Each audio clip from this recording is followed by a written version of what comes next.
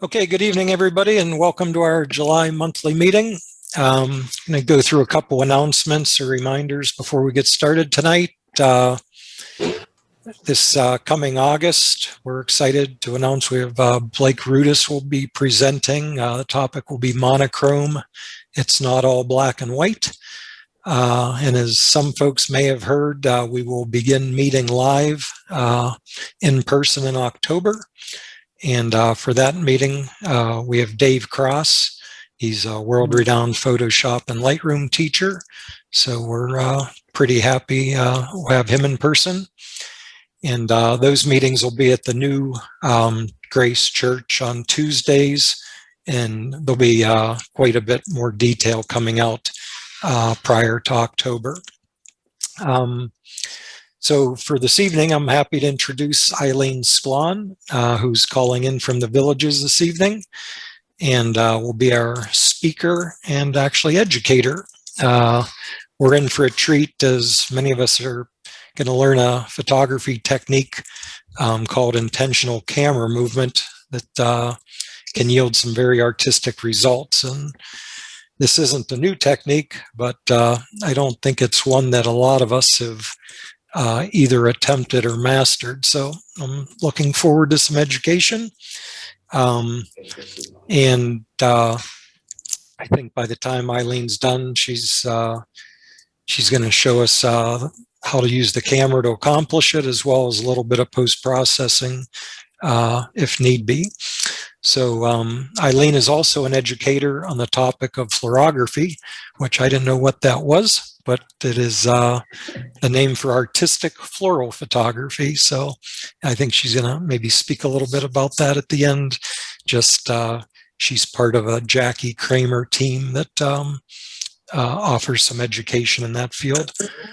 So at this time, I'd like to ask if everybody could take a minute and mute their mics if they haven't already, and turn your video off, as we will be recording tonight's presentation. So with that, Eileen, please take it away. Thanks, Bob. Hello, everyone. Just a little quick note.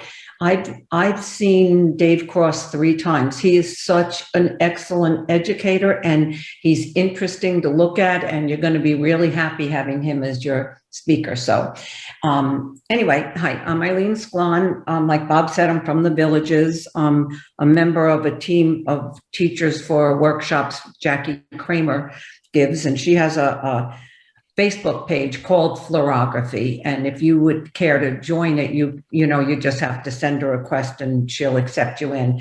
And it's floral photography, but with her workshop she expands past floral. So we've had everyone from DeWitt Jones to Flint Sparks. We've had every type of photography you can imagine. So Tony Sweet, Rad Drew, a lot of people doing all different things. So anyway, my main topic that I teach, I also teach iPhone photography, but the main one that I teach is impressionistic, or painting with your camera is what I like to call it, but it's ICM, which like Bob said, it's not a new technique. I learned it many, many years ago from Freeman Patterson when we were still using film. So it's been around for a long time, but about 10 years ago, I was in a slump, and I went to a conference, and I saw Andre Gallant, who does a lot of ICM too, and it sparked my interest again. And, sometimes you get, like I call it writer's block, but where you're not inspired to shoot anything. Well, this is such a fun one to do. And it tends to get you out of your funk because it's fun. It's not, you don't have to have every technical thing known to man. It's fun. And once you know the basic rules for it, it really is very easy. So I'm going to take you on my journey of impressionistic photography with painting with your camera. And I'm going to share my love of this, and my images were all created in this program using intentional camera movement and multiple exposures. because you can get a real painterly look by using multiple exposures too. And if it's new to you, ICM is when you move your camera during the exposure to create an artistic effect. And it's like painting. So I'm going to show you how to learn to use your camera, not software, to make these, because there's a lot of software out there that you could replicate close to what you get in the camera. But I love the organic feel of getting it in the camera. I feel that when you do it on the computer, it's almost too exact. And there's something about the little imperfections that add to this type of technique. And you basically are using light and movement to achieve these impressionistic looks. And I use my camera. I have a Olympus mirrorless. I switched from a Canon about 5 years ago when I needed back surgery. So I love the mirrorless.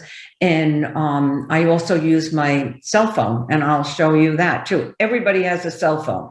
And with 2 inexpensive apps, you too can make artistic pictures with your phone. So okay, let's see. Sorry, I appear to be having, here we go. This is just a little quick video with some of my work so you understand what I'm talking about.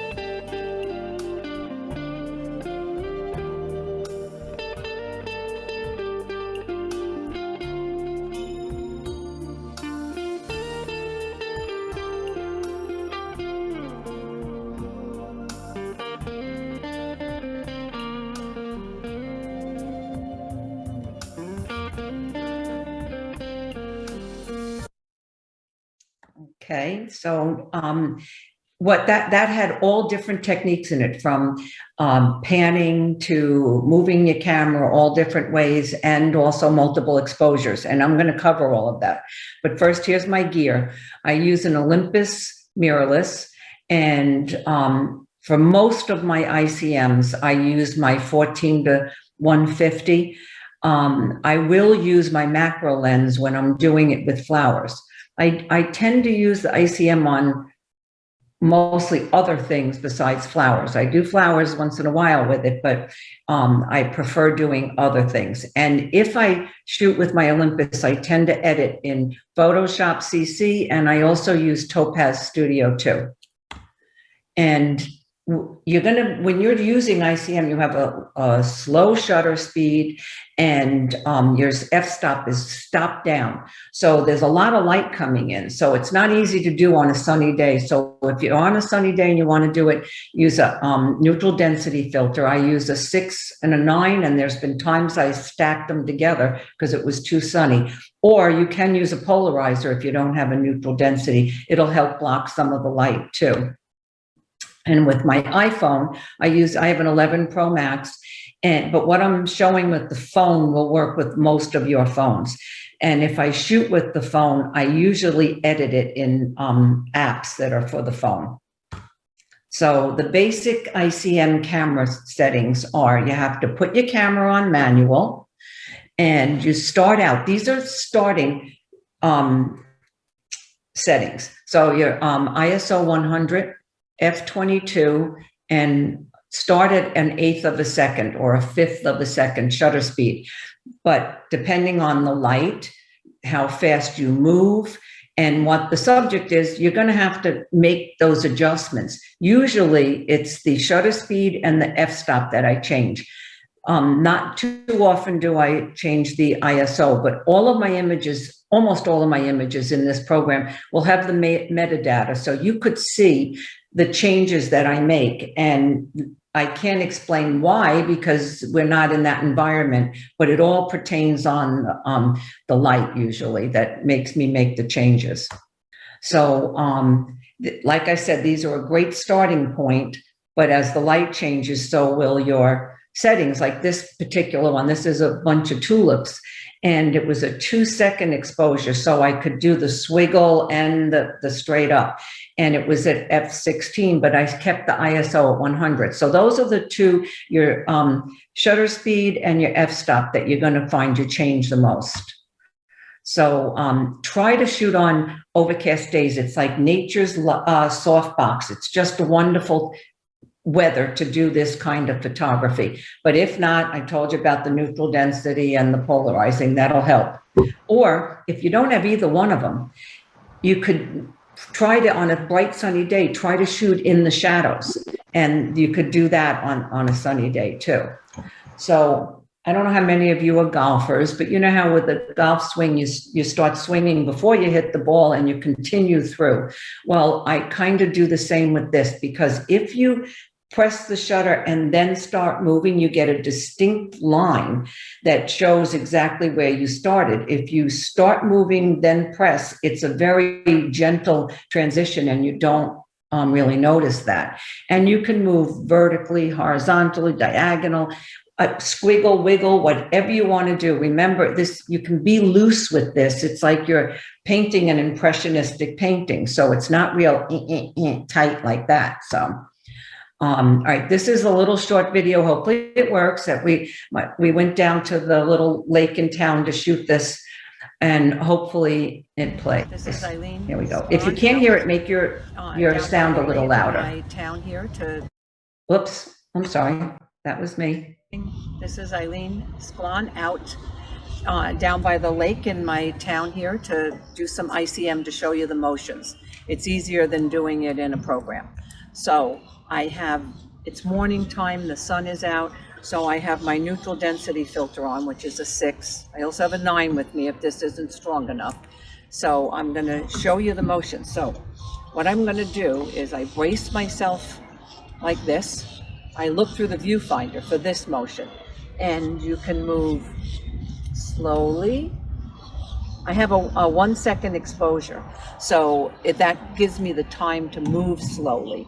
But you could also do it really fast if you want, but you're going to get really blurred then. You can give it a little diagonal, so you would go like that, or even circular, like this. So, good morning. Morning. So, this is the motions that I use when I'm looking through the viewfinder. Mostly very controlled. If I'm doing a horizontal, it's like this. This is the motion for a horizontal. I do it with my whole body, and I feel I have more control over that. Also, if I was doing a person coming on a bike or a car or something, I would focus over here, press the shutter, and then follow them. And that's how you get that panned look when you're doing a person on a bike or a boat or something like that. So now, if you want to look through your screen in the back, then I use my strap almost like a tripod, and I hold myself like this, and it gives you a little more control of holding it. But this is for when I want to go looser, like if I want to give a little wiggle and a jiggle to it, and that kind of gives you some nice interest doing it like that. So there's no actual thing you shouldn't do. Whatever you can do to get whatever movement to get the image that you want, good morning, then you can do that. It just depends on the amount of time you have, your shutter speed, and the light. So you may have to put on 2 neutral density filters if it's really bright and you want to do it. As you could see, we're out where all the morning strollers are, so sorry that some of them are going by. But so I'm going to go over it again. Here, out here, this is the motion. I gave myself a 2-second exposure here, so I could go a little more like this. And I like getting the wiggles. I find that that gives a lot of interest to the picture too, as does a diagonal like this. When you're doing a stationary subject, giving it just a little diagonal twist to it gives it some interest and it's not as static. So here, if I was going to do that horizon over there, here's my movement. It's hard to do the horizon spread out like this, so that's when I use my viewfinder, and I just kind of go like this, and then you'll get your horizon picture. So that's an easy motion too. So I hope that helps. And now back to the program. Okay, I think sometimes it's easier when you see the movements, because I think some people have told me in the past, oh, now I know why I wasn't getting anything good. They were moving too much, you know, too wild and fast, and you need to play with it. So here's like 2 examples. These were both shot at 1/5 of a second, f/22 100, but it was my movement that changed the look. So on the left, I went up from the bottom, which is what I tend to do when I shoot trees, is shoot from the bottom. It brings up some of the colors in the grass before you get to the trees. And I moved at my normal pace that I would want. The one on the bottom, I wanted this branch to look a little, I wanted you to see that this was a branch from a tree. So I moved slower and from the top down. So you could see this, I stood in the exact same place here, but it's the movement that will change your image. So all the settings were the same. It was me, it was my movement that made these 2 so different. So when you're using a mobile phone, these are the apps which I could send these slides, you know, of the ones like that have this kind of information, or you could take a thing with your phone right now, a picture of it, project it if you want. But otherwise, I could send it to Bob, you know, tomorrow morning, and you know, you would have these. But these are the apps, the ones that I use all the time, and for years I've used, is the Slow Shutter and the Average Cam Pro. And there's a separate kind that are for the Android than the one I use for the iPhone. But you can find, what you're looking for is a slow shutter camera, because it's an actual camera, you take it with it.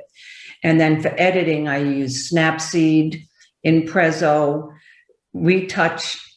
Touch Retouch is like a clone stamp. It's a great little app, and Image Blender allows you to put 2 images together. So those are great apps to use for your phone. And this is what my phone looks like. So I keep my cameras, which is the native camera, my slow shutter and average cam, right there, easily accessible. And I made folders for my photography apps. So when I need to get to one of those, it's quick and easy also. So this is just a quick one to show you what you do with the phone, because the movement's a little different. So let me show you this again. And I'm here to show you how to use your iPhone. I have the app, which is a slow shutter camera, and also the Average Cam Pro, which is a multiple exposure one. So your motions using your phone are almost identical to what you would do with your camera, except for they have to be more subtle. So if I'm going to do these trees up here, the movement is very gentle. Did you see that? I mean, you could go more so, but it's a slower, more gentle motion. I still brace myself here. And if I was going to do horizontal, you just go like this, the same motion, horizontal. So it's just, you have to be a little more gentle with it. But this slow shutter app, I mean, I could go up to bold or 60 seconds. So I tend to work around 2 or 4 seconds. So if you have 4 seconds, you have an amazing amount of time to just go slowly like this. But now I'm going to show you how to do people, because I can hear people coming on my walk here. So, good morning. Good morning. So, you go very slowly, or you lose the environment that they're in. So, I'm at a 1 second, and this is the motion, very gentle, and you get the person walking down the boardwalk. So now I'm just going to show you one more thing. I'm going to show you the Average Cam Pro app. So let's say we want to do this. I have it set on 8 exposures, and there's a second in between them. So in between each one, I'm going to turn it or move around a little. So it's kind of a really fun app. So here, I usually start twisted a little. And that first one, I try to get the center. So you just would go around and go around. They make really cool abstracts. And there's your abstract image. So then you have to save it. If you wanted to go have a little more time in between so you can compose your image, give yourself like 3 seconds in between.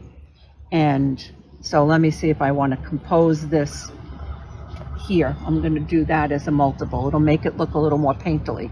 So here we go. And so the motions are just moving a little here, and I keep going back to try to get the dock lined up. And you just move it around, and it kind of paints with your camera as you're doing it. You're making kind of a painting, and then you could stay on to like the last 2 shots, your main subject, so that comes in a little stronger, and then you just save it. So that's what I do with the phone. So now back to the program. See you soon. Okay, so this is one of the, on that dock, here's somebody walking, and you see, you could still see the environment, but it's definitely blurred. And then the other one was taken with the Average Cam Pro, and I turned it, and it was a tree, a little wispy tree, and I turned it each time the next exposure came up. So you get this fun little swirl of a tree. So these are the kind of images that you can get with your phone, which I think are pretty cool. So when I shoot indoors, I use a very easy and inexpensive setup, which I can then clip other backgrounds. I use my pictures, I use all different things, and or it's a white background, so it makes it easier in post to add something.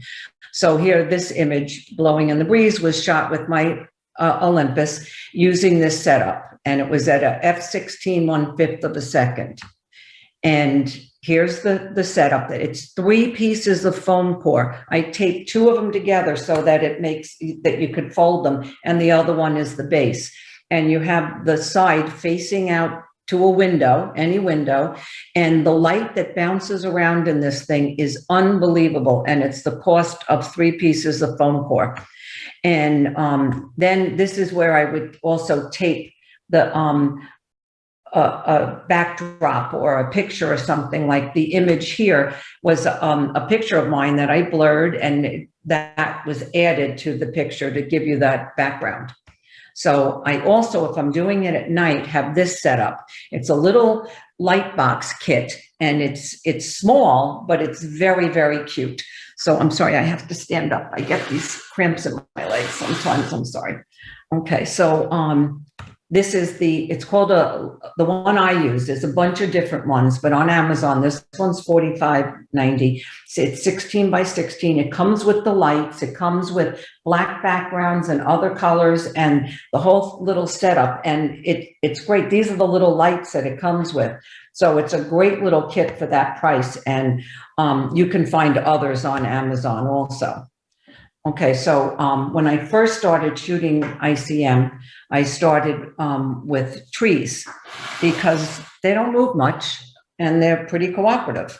So this was one of the first images that I felt was successful.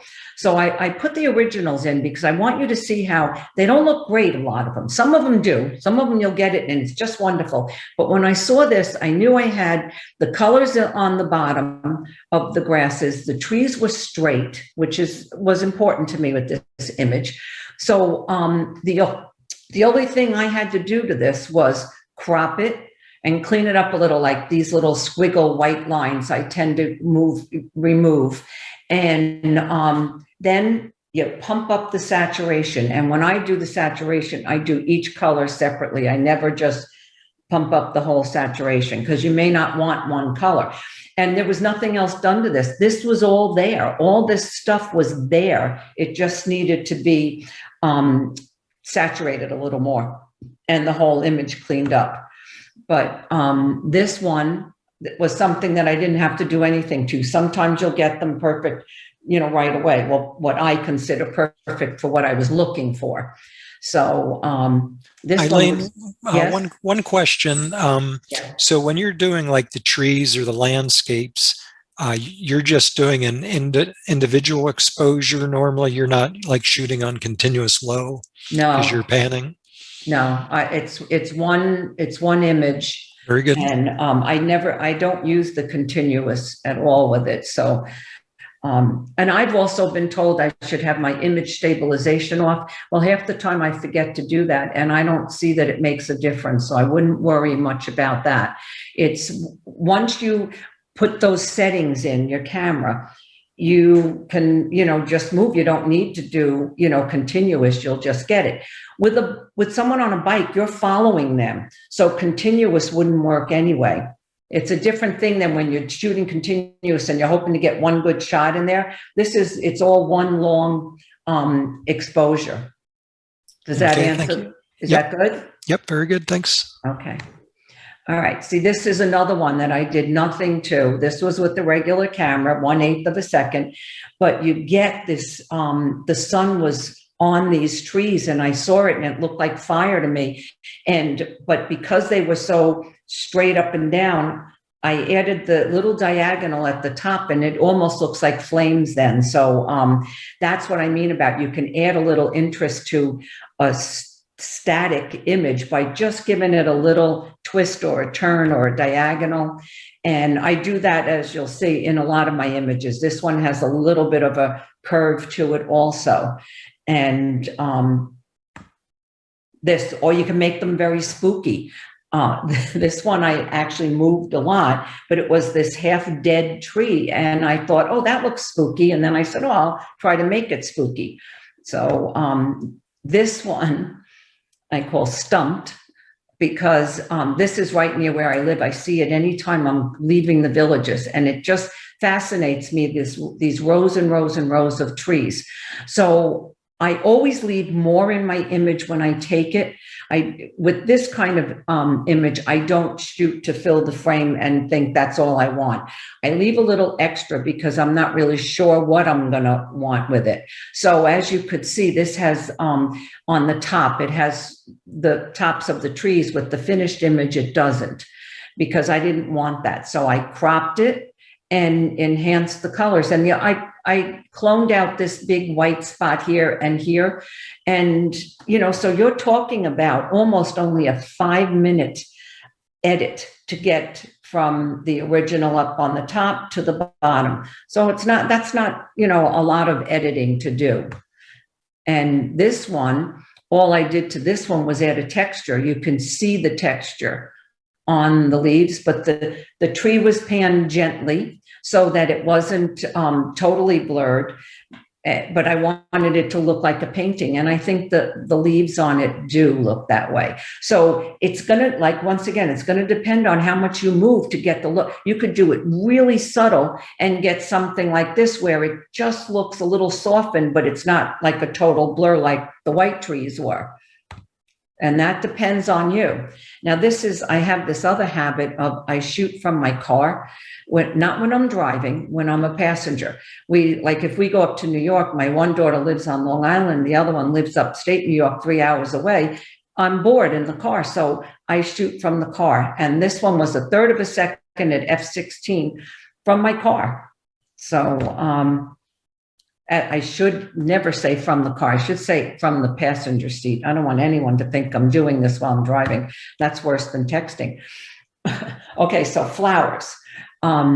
Using ICM on the flowers can add to their natural softness. It's not as easy to do flowers as it is other things, but I always do them handheld. As a matter of fact, I do all of this handheld. I feel stuck when I'm on the tripod for ICM. For me, it's not conducive to that loose, painterly feeling that I want. So I always do it handheld. And for flowers, using a 1 to 3 second exposure really gives you the time to make the flowers look soft and give a little wiggle or something. And one other tip, I'm a firm believer in that flowers are soft and they should be shot in soft light, not harsh sun. I know a lot of people think it's cool to see the shadows and stuff, and that's a personal taste. I'm just saying my personal opinion is they should be shot in soft light. And a lot of these painterly images work better when they look soft anyway. Like this is a little, what was it called? A rose lily, I think it was called. And I think it looks very soft. And it was a 1 second exposure. This is a 2 second exposure, and there were 2 calla lilies. This is a real abstract. I also do a lot of abstracts and I really like them. No one would know this is calla lilies, but it's just a very abstract, and doing the 2 seconds gives you the time to be able to create something like this. And this also was 2.5 seconds, but I moved less. Compared to this, you could see I kind of moved a lot from the bottom across to the top at a diagonal. This one, I moved in very small little increments to just get this. It looks painted, but it's not as blurred as some of them. And this is all trial and error, your time, because, you know, I'll tend to know now, I'll start with 1 to 2 seconds on a flower, but nope, that might be too much for that flower that day. So a lot of that is trial and error. And same with these tulips. This is a 2 second exposure, but moved slowly. And then I took it into Topaz Studio 2, and all I did was add a vignette. And you can, in Topaz, I don't know if any of you use that, but you can add the mat and the frame. So now it looks like a finished image on here, but I didn't have to do anything else to it, just add the vignette and the frame. Because, and this too, you get these painterly looks where you really don't have to edit. You may have to pump up the brightness a little, or you may have to bring down the brightness a little, you know, very subtle, basic editing things on a good portion of them. This one was shot with the phone using the slow shutter app, and it's a 1 second exposure, and these are hydrangeas. And this is tulip petals that were laying on my light box when I was shooting. And I said, oh, let me try something with them. So it's 1 second again, F16, and they're just tulip petals. And this is like a tulip that was dying. But I really feel this is a good statement for ICM. Anything is possible if you've got the nerve. You know, we were, as photographers, trained to make everything tack sharp, everything perfect. Oh, don't leave that in there, and oh, take that out. And now you're going almost like my friends in my photography club call it the dark side. And you're forgetting about the tack sharp, and you're forgetting about this, and you're just, you got to have the nerve to just go with it and let it go. And truthfully, this image, the only thing I did was when I moved it, the stem of the tulip got way too wide for the gentle softness of the top. So I just cloned off some of it. So, I mean, that was all I did to that. That was shot in front of a light box, a light pad, you know, a light pad, a light box, and it gave the white background like that. So now shorelines are such a calming thing. I'm from Long Island. I was a beach baby.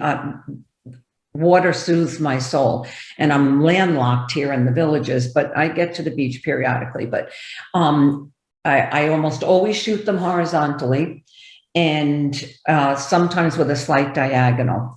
And I will use a neutral density, but this kind of shooting, well, first of all, you're sitting at a beach or a lake or a pond or something. How could it not be soothing? So once again, this was taken from a moving car. I was the passenger. And I just love the way water looks with the ICM. It's just so peaceful looking. And this was a foggy morning just last month when I was up in New York. I went to Jones Beach, and you could barely see the water. It was so foggy, but I still did the ICM on it, you know, with the waves. And this was 1 second with my iPhone. And this was also with the iPhone. And this one, I put a texture on it. And this is 1/8 of a second. So I love that you can capture the splash, but yet you smooth out everything else. It's not all hard edges. You could see over here the smoothness of the water, but yet you get the splashes up. It's really a fun thing to do when you're sitting there too. So, and this one I did put a texture on. Because I find using, I love Topaz, and on the phone, I use that Impresso sometimes. It enhances the painterly look. Some of the images need it more than others do. And this one I did nothing to but the ICM. But you see how beautiful it smooths out the water. And this is a lake. This is a lake in upstate New York. You can do it the same way because you could see the mountains, or hills, I guess, are softened by doing the ICM on this too. And then I did add a texture to this one. So I'm just taking a cough drop. Does anybody have any questions on those? Yeah, Eileen, actually going back to the trees, there was a question in the flamed tree image. What Yes. was the focal length that was used, or is there a normal focal length that you tend to use for your landscapes? No, I tend to use my 14 to 300. And so it all depends on where I am for the image. So I don't know the focal length on that. I'd have to go back into the file info and see it. But I think that you have more success doing this with a zoom lens because you never know what you're going to see. And you may be too close or you may be too far if you have a fixed focal length. So I like the idea of having that flexibility. Okay, thank you. Okay, nothing else on that? Okay. Okay, so people. See, when I first did trees, I did trees. Okay, that was cool. The flowers you have, I tend to do them in my house, in my setup, because you have more control over it. And the shorelines, of course, that's another whole serenity thing itself. But I started wanting more of a challenge because I could get the trees every time because now I've done it for so long. So we used to, before COVID, travel a lot. And I decided I always gave myself an assignment when I traveled, which is a good thing to do. Don't just take the landmark pictures. Give yourself an assignment, like you're going to Tuscany, do doors, or you're going to Amsterdam, do bicycles. Give yourself an assignment. So I was sitting in Prague at an outdoor cafe, and I saw these two girls walking down. And at first they were arm in arm, like two friends, you know, just so happy to be out. And I thought, wow, let me try ICM on people. I'd never done it. And that was my first one. And once I did that, I was a little hooked on the people and said, you know what, I'm going to try to do it in every city that we travel to. So I can look at all those pictures. Oh, Barcelona, oh, here, oh, there. It's like a little gift for you coming home from your holiday. And with people, it is challenging, but I like that. And your settings will be the same as, you know, once again, depending on the light and all of that, but your settings don't change drastically for that. Okay, this was done with my iPhone. I was standing at a light in Times Square, and these ladies, I saw them getting ready to cross, and they had blue and pink sneakers on. And there was 3 of them. So I said, okay, I'm going to run out into the street because it was a red light, so I knew it was safe, and get them. And I got them how I wanted, and the environment, to me, I can tell it's Times Square. But what I didn't know was I got these 2 little villains in the back. They look like little villains from an old-fashioned movie, all dressed in black, running across the thing. So sometimes you get little gifts with this ICM too. And this was I was just up in Times Square, and they keep rotating out these art installations, and these were pyramids, and each one was done by a different artist with a very meaningful statement on it about why they did it. And there were all kinds of people in there and stuff, but Times Square is chaos. So I wanted the image to look like chaos. So I did a 4 exposure multiple with this and turned it as I took each one. You could see them going up. See this green line here? You could see them, the different images going up as I did it. So this one was in Lisbon, and I saw these 3 men walking down the street, and I knew I could only get one shot off because I was too close to them and they were going to be out of it. So they were in shadows though, so they were black. So it looked ominous to me, that their whole body and clothes and everything were black. So I got the shot that I wanted, and then in Photoshop, and I added a texture, and it brought out this green in this guy. So I just love it. It's a little ominous and creepy looking, but you see what I mean about not being perfect. This line here, you could erase this line if you want, but I don't think it detracts from the image. So, you know, you can leave in those little imperfections. Here's Manhattan again with the people walking, and some are like rushing and some are strolling and some are very colorful, and you have all the lights. These are the fun images to take, you know, of people. This one was at the Berlin Wall. There's a section that they allowed local artists to come and paint. And, you know, growing up when we did, the Berlin Wall was a horrible thing. It's an ugly thing. It split families in half. It was just horrible. So, but now they have all these stunning pictures painted all over it. So I wanted to make it pretty, make something ugly pretty. So I decided to wait till I saw like a couple or a mother and a little kid or something looking at it. And this couple walked in, and the only thing I did to it was add a texture to it. And these are the girls in Barcelona I was telling you about. This is the original on the side. So over here, I increased the saturation, and I put it in Topaz Studio 2 and put one of the like painterly textures on it. But it's not a whole lot of fixing up to do. And that one was taken, they were leaving me. I almost always have them coming at me, but this one I had them walking away from me.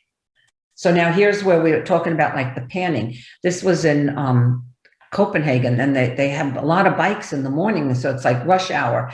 And so I got this shot. I was standing across the street. So the things that bothered me about it was this red line with the 2 white ones and this red line over there. And the rest of it I thought was okay. So I cropped it a little and I removed those red lines. And then I used Topaz again, the Impasto filter in Topaz. And this is, oh, it's Amsterdam, sorry, not Copenhagen, Amsterdam rush hour. And I just think it's fun, you know, to have these look a little different, like as if I decided to paint these bikers going by. So this one, if anyone had seen this picture, this is the original, they would say, oh my God, this was terrible. Well, this was one of my city ones. This was London. So in my mind, going to London, I knew I wanted to get people walking, but I wanted the big red bus because that's so iconic of London. So this day, of course, I didn't have my neutral density filter on the camera, and I see these people walking, and she had on a blue coat and he had on a red coat, and I thought, oh, could you ask for anything better? And so I had time now because I saw them back here, like back where this last couple is. So I took a shot, adjusted my exposure, took another shot, made another little exposure, and then this is what I took. Now it has this big red line, has all these black lines, this line. Well, I figured, okay, the people are straight. I got the red bus, the buildings are straight. I'm good to go. I can work with this. So in Photoshop, I took it in. I removed all those unwanted lines with the clone stamp. And over here, this big black one, I just cloned the yellow from this building next to it onto it to get rid of the big black. And I took out this white line that kind of cut them in half with the clone stamp. Then I increased the saturation, each one separately, so you can get your different colors. And then I did this a couple of different ways. This is the one that I love, and I have it hanging in my house, but this one is topaz. I also did it with just a texture over it, and it looked cool. But when I see this, I see the red bus, I see the couple and other couples here. Oh, and one other hint. When I did this, his face it almost disappeared. So I checked the image back here. There's like a flesh color. So I just cloned that onto his face. They have no features. They don't have hair. It doesn't matter. When you get it here, you can see it's two people. And that's what I was looking for. So that's the people ones. Those are the fun ones. And abstracts are my favorite. And I do try to make most of them slightly recognizable, but you don't have to. And they can evoke strong emotions, either negative, positive, romantic, touching, all different things, because they're just so different. Like this to me is just a gentle breeze. And this was at 1/5 of a second, f/22. You're going to see that setting is a great place to start, because so many of the images work well with that. And this was just like this little wispy tree, but by dragging, I started up in the upper left-hand corner and dragged it down to the right-hand corner, and you can see the motion that it went. So it looks like they're blowing in the breeze. And this was, this also was in Amsterdam, and this guy was riding his bike home. And he just looked, he was riding like dun, dun, dun, like so slow. So it gave me the time to really just like drag across the buildings and get him in there. And I call it the slow ride home, because he was almost walking. He was going so slow. And this was taken with my iPhone on Jones Beach. I was with my grandson, and I said, oh, all those seagulls, look at that whole crowd of them. Any minute now, they're going to all fly up. I said, let's watch. And by the time I picked up my phone to aim it, off they all went. And this one's pretty abstract, but you could see that they're birds. You could see, if you know seagulls, they are seagulls. And I just love this kind of photography. This is abstract, but not as abstract. It's rushing waters. I think everybody would know what it is. I was tempted to cut off the bottom 2/3 and just use this top part, which I may do at some point, because I like that top part more than anything else in the image. So, and this is a lady at an art fair, and all I could see over all the crowds was her hat. So I did ICM on this and added a texture, and it's La Chapeau. And this is also another wispy trees, and you don't even see some of this color beforehand. It's when you drag it. It could be a little bud on the branches, like in springtime when you'll get all those little buds and they have a little hint of color to them. You do ICM and drag it, and you're going to get lines of color like this. So it really adds a lot of color. And aside from maybe pumping up the saturation, I did nothing else to this one. This is the beauty of ICM. It gives you that look. Also, you can get fun impressionistic looks. They're not really ICM, but they're impressionistic looks by looking at reflections. Don't ignore the reflections. This was in Venice, and it looked like a Picasso to me, like the house was all crooked and collapsing, and it was just reflection in the canal. And this is a pond. This has a very somber look to me, but it's a pond reflection, but it has a painterly look to it. So, you can get painterly looks in other ways. See, look at this one. This is another reflection, also Venice. And when you get that wiggle, it gives a painted look to it. And this is a reflection of buildings that had graffiti on them in a window. So that's pretty abstract, but it's not really ICM. It's just looking for the movement of things in reflections. So, couple questions, Eileen. Yep. Do you print on canvas or paper? I print on paper myself. Up to 13 by 19 I can print. And I tend to print all of these on watercolor paper, which enhances the painted look to them.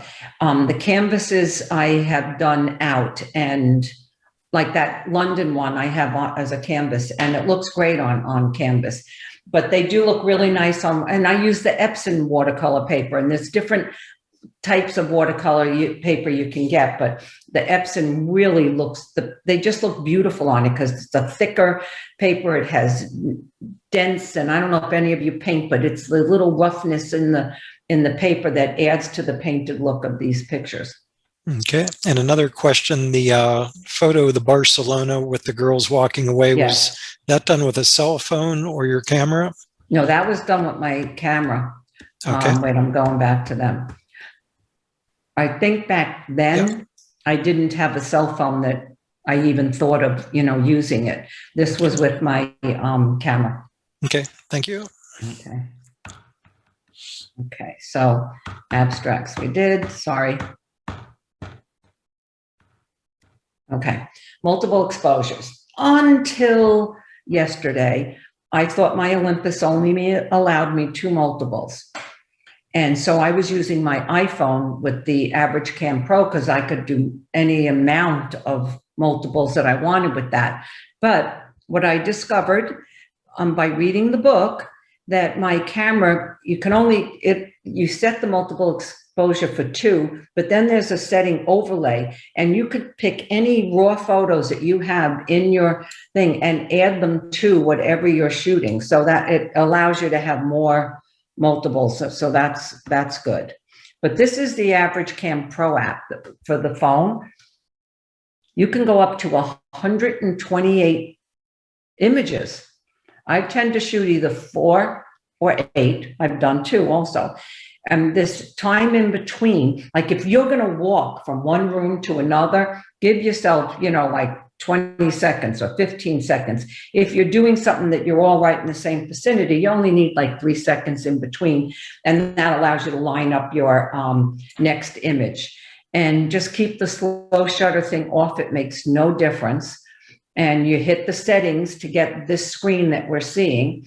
And then you hit the little camera to take the shot. It's a very easy. The only thing that bothers me about it is after your image, it'll say save, and then it'll come up and say something, go to camera roll, and then you have to exit out. So there's like those 2 steps that it's a very old app, so you can't get rid of that little technicality, but it's worth it if you want to do multiples and you don't have the capability on your camera to do it. And here's a 2 second, not 2 second, 2 exposures, the chaos of Times Square with all the signs for the plays and people walking. So that was just 2.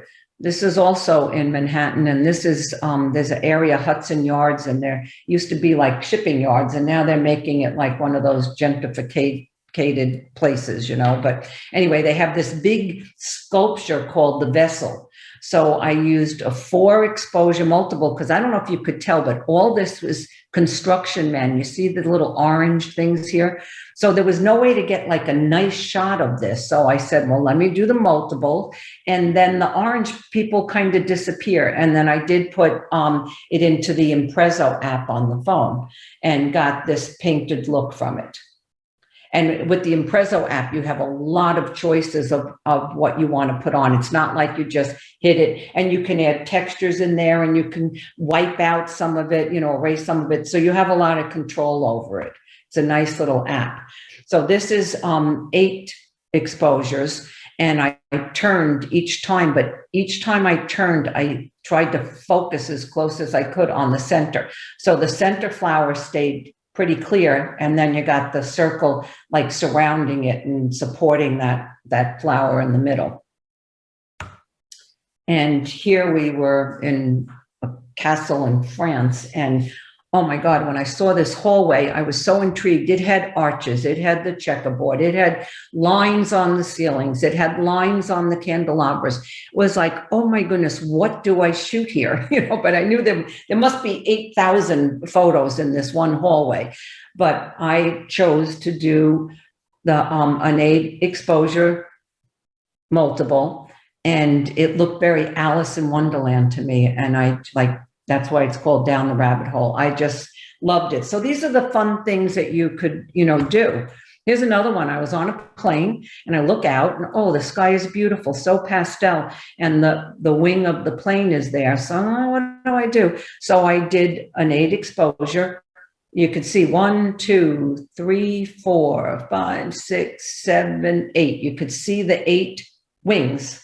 And I just turned it each time and it made like this headdress, but all still with the beautiful pastel colors. So just like when I'm in the car and I'm bored, I take pictures out the plane windows too. So always keep your camera or your phone on your lap when you're flying or in a car, because you never know what you're going to want to shoot. So now, after yesterday finding out I can do the multiple exposures in my camera and the overlay, I did this. So this was 2 straight exposures over a raw image of this Nigella, and I blended it twice. I did the overlay twice. So this is how you get, like, it's a real softer, lighter look. But you could see that all this stuff crisscrossing, that's because it was multiples. But I love the way the actual flower came out from it. So this is my favorite app. This is the slow shutter app. And just a heads up, I will send these to Bob tomorrow. Do you have like a Facebook page for your club or something that you could send these to? Yeah, we'll do an email blast. Okay, I'll send this information to you tomorrow. This is a lifesaver here, what's squared off here in yellow. These are the settings you want for this. Auto save clear. So when you take a picture, you're ready for the next. So if you want to do 1, 2, 3, you could do it. Not like the multiple exposure one where you have to stop and save each one. So, but there's other settings. So this is the one you want, and the 12 megapixels, and you could change all of this stuff. That's in the app under this, what do they call this? The hamburger, the 3 lines. When you click on that, that's how you'll access this page for the settings. When you want to do the settings for the actual camera, you hit the gear, and these are the settings that you have. You can put your blur strength to maximum or less, your shutter speed. You can go from 1/4 of a second to bulb. So, and the ISO I leave on auto. So it's pretty easy, straightforward, but I'll send all that information so you have that. This is, these now are all taken with the phone, with that app. And this is the at Asheville, the Blue Mountains, I think they are. There's another one where I turned it, curved it like that. And this was taken from the car. So, and this one, again, I wanted it to be stormy. Naked trees sometimes have on a white winter sky, have an ominous look to them. So they're kind of fun to do ICM for. And this one, I think I showed before, but this was taken with the iPhone. So this one is not, this is 2 seconds, but I moved very, very slowly to, just blur it, but not wipe out what the image looks like.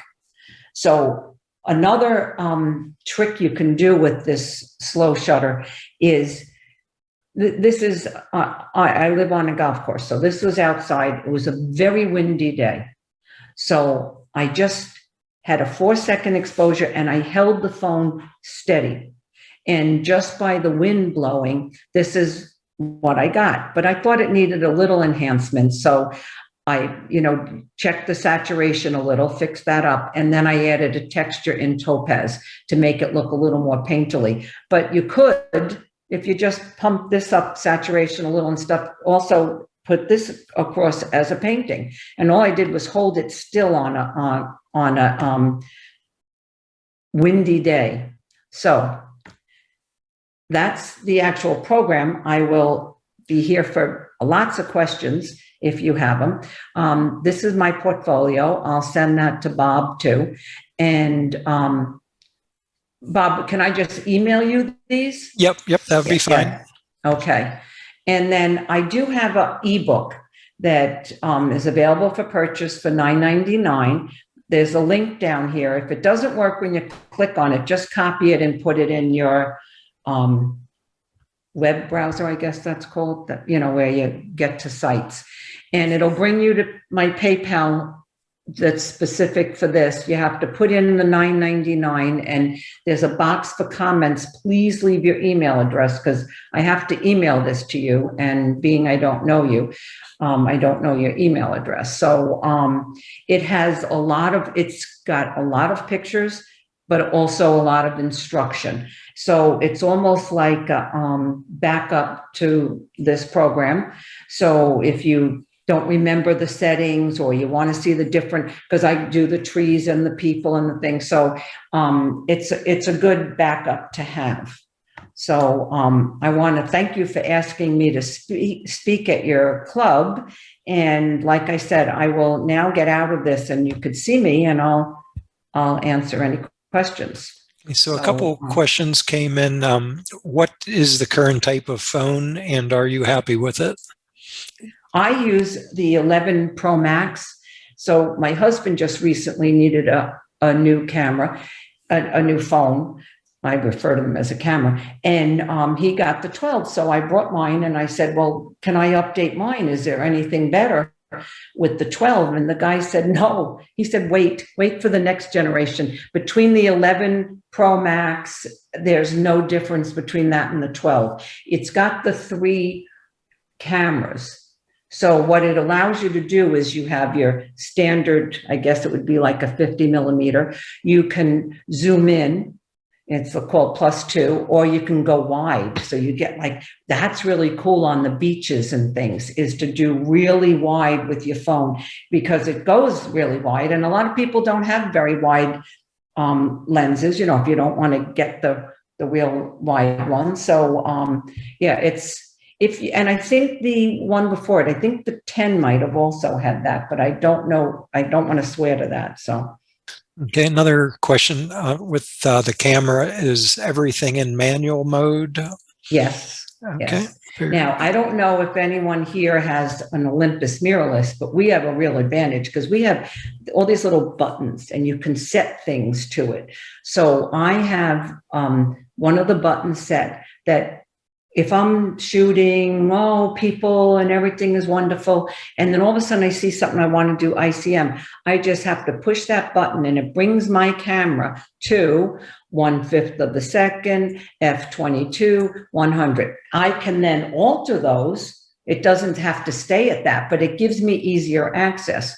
What I used to do with my Canon was, walking around in Europe, I didn't shoot on manual. I had it on shutter priority usually, or if I was in a garden, I'd have it on aperture priority. So what I did was I put the ICM settings on manual, so that when I was shooting and I saw something I wanted to do ICM, I just had to turn to the manual button, dial, turn the dial to manual, and I had those settings. It was just an easier way to, to do it.